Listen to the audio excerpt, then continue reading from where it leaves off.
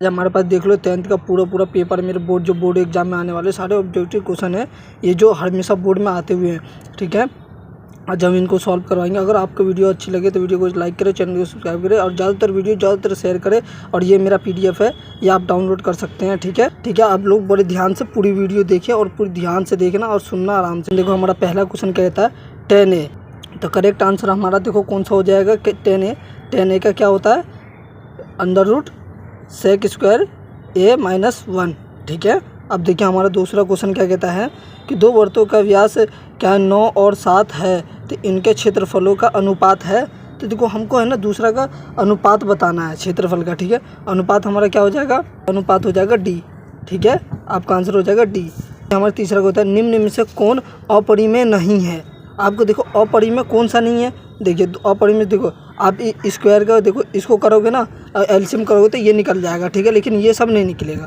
ठीक है, चौथा क्वेश्चन देखिए हमें क्या कहता है कि 5, 15 और 20 के एलसीएम और एचसीएफ का अनुपात है। देखो हमसे एचसीएफ और अनुपात पूछ लिया। ठीक है, तो देखिए हमारा चौथा क्या है हमारा आंसर, देखिए D।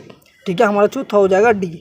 ठीक है, अब देख पांचवा क्या कहता है किसी चित्रभुज ABC में एंगल A 90B और BCF बनाता है 13 सेंटीमीटर, AB बना रहा है क्या 12 सेंटीमीटर, और तो AC का मान ज्ञात करें।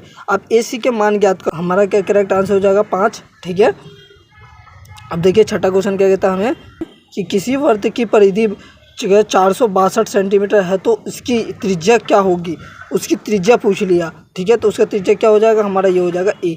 ठीक है, अब देखिए सातवां हमें क्या कहता है कि द्विघात बहुपद ये दे रखा है, इसका शून्यक है, इसका शून्यक पूछ लिया। देखिए सातवें का हमारा शून्यक पूछ लिया है, तो शून्यक हमारा क्या हो जाएगा, सीधी सी बात है आपको कि A हो जाएगा हमारा।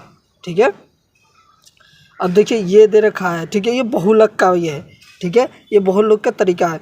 ठीक है, तो देखिए तो हमारा करेक्ट आंसर हो जाएगा D। ठीक है, जितना बार देखो पहले देख लो कितनी बार 3 है। ठीक है, देखो कितनी बार है 1 2 3 बार और 4 बार, और देखो कोई ज़्यादा जो जितना बार होगा बहुलक में वो जो सबसे ज़्यादा होगा वही हमारा आंसर होगा, तो हमारा D हो जाएगा। ठीक है, अब देखिए हमारा 9वां क्वेश्चन क्या कहता है, हमें 9वां क्वेश्चन देखिए क्या कहता है कि sec 30 का मान, मतलब sec 30 का मान पूछ लिया हमसे। ठीक है, sec 30 का मान क्या होता है हमारा B। ठीक है, 2/√2।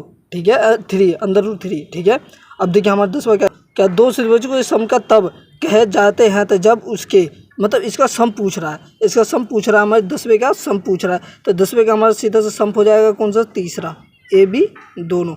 ठीक है, अब देखिए हमसे 11वां क्या कहता है, देखिए 11वां कह रहा है हमें कि निम्नलिखित में से कौन सा अपरिमेय नहीं है, अपरिमेय नहीं है, तो सीधी सी बात है आपका D हो जाएगा। ठीक है, अपरिमेय नहीं है, D हो जाएगा। ठीक है, अब देखिए हमें 12वां क्या कहता है कि अंडर√3 और अंडर√5 है, तो अंडर√5 आपको पता है कि आपको कौन सा होता है।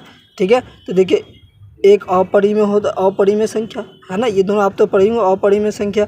ठीक है, अब देखिए हमें 13वां क्या कहता है कि निम्नलिखित में से कौन सा भिन्न का दशमलव प्रकार प्रसाद संग हो, मतलब संगत कह रहा है, तो कौन सा हो जाएगा, तो आपका डायरेक्ट D हो जाएगा, है ना, आपका डायरेक्ट D हो जाएगा। तो 14वां हमें कह रहा है कि ये सारे दे रखे नंबर्स। ठीक है, इसको कौन परिमेय संख्या है, कौन पूर्णांक संख्या है, कौन अपरिमेय संख्या है, इनमें से कोई नहीं। ठीक है, तो हमें सीधे से ये बताना, तो हमारा ये पूर्णांक संख्या है। ठीक है, जो तुम्हें पता है कि जो 1 2 से स्टार्ट होती है हमारी पूर्णांक संख्या होती है। ठीक है, जो 0 से स्टार्ट होती है। ठीक है, अब देखिए हमारा 15वां क्या कहता है अंडर√3 अपॉन में अंडर√12 है, तो इसका क्या बता रहा है कि ये हमें ये बताना है इसमें भी कि परिमेय संख्या है कि अपरिमेय संख्या है कि अभाज्य संख्या है कि इनमें से कोई नहीं है, तो आपको सीधे से बताना है परिमेय संख्या है।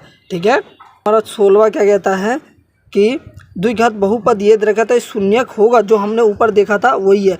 ठीक है, हमारा 16वां कह रहा है कि वही है। ठीक है, तो हमारा करेक्ट हो जाएगा B। ठीक है, अब देखिए हमारा 17वां क्या कहता है, 17वां कह रहा है हमें कि निम्नलिखित में कौन बहुपद नहीं है, कौन बहुपद नहीं है। ठीक है, हम बहुपद पूछ रही, तो हमारा करेक्ट आंसर है ये नहीं है। ठीक है, C नहीं है हमारा। अब देखिए हमारा 18वां क्या कहता है कि कौन रेखीय बहुपद व्यंजक है, कौन रेखीय बहुपद व्यंजक है, जो आपने 9th में पढ़ा होगा। ठीक है, आपने 9th में पढ़ा होगा, आपका ये हो जाएगा। ठीक है, ए। 19वां कह रहा है यदि अल्फ़ा और बीटा बहुपद ये सब दे रखा है तो इसके मूल है तो ये अल्फ़ा 1/अल्फ़ा प्लस 1/बीटा का मान होगा। अल्फ़ा प्लस बीटा का मतलब इन दोनों का मान पूछ रहा है, तो हमें तो सुनने से ही पता पड़ेगा, मतलब हमें गुणनखंड बनाना पड़ेगा, गुणनखंड विधि करनी पड़ेगी। ठीक है, तो देखिए हमारा आंसर कौन सा हो जाएगा 19वें का, सीधे सा आंसर हो जाएगा हमारा 19वें का बी। ठीक है, अब चलते हैं 20वां। देखिए हमें क्या कहता है, ए का मान जिसके लिए समीकरण निकाय ये दे रखे हैं, ठीक है, और 3 है, तो इसका अद्वितीय हल होगा। मतलब अद्वितीय मतलब आपने पढ़ा होगा A1 A2, ठीक है, ये तो पढ़ा होगा। उसी समय अद्वितीय के दल हल के बारे में पता चलता है, तो हमें क्या हो जाएगा सीधे ये हमारा बी हो जाएगा आंसर। ठीक है, ये हमारा बी हो जाएगा। हेलो गाइस, अगर आपको वीडियोस अच्छी लगे हो तो वीडियो को लाइक करें, चैनल को सब्सक्राइब करें, ज़्यादातर वीडियो शेयर करें, क्योंकि हमें बहुत मेहनत लगता है वीडियो बनाने में। ठीक है।